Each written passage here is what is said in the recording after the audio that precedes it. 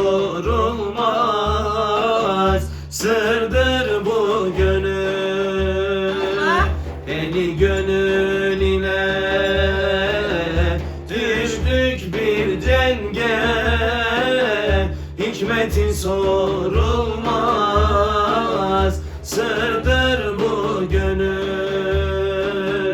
Günden güne girer her türlü renge, bazen bahar bazen kıştır bu gönül.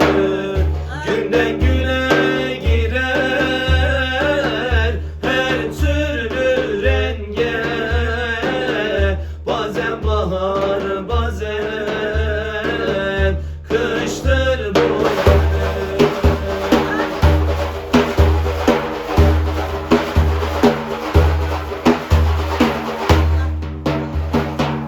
Sümbali dünyada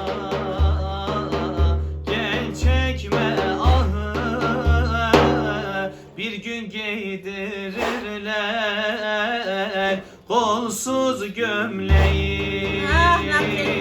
Sual için gelir sorgu meleği, o zaman yoklarsın boştur bu gönül. Sual için gelir sorgu meleği, o zaman yoklarsın boştur bu gönül.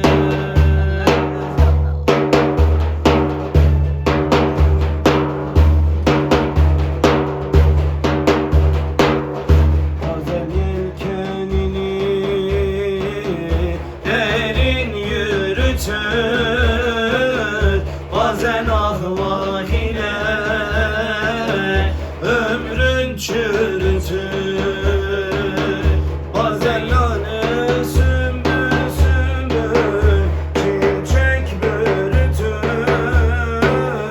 bazen toz dumanlar pustur bu gönül. Bazen lale sümbül sümbül çiçek börütür, bazen toz dumanlar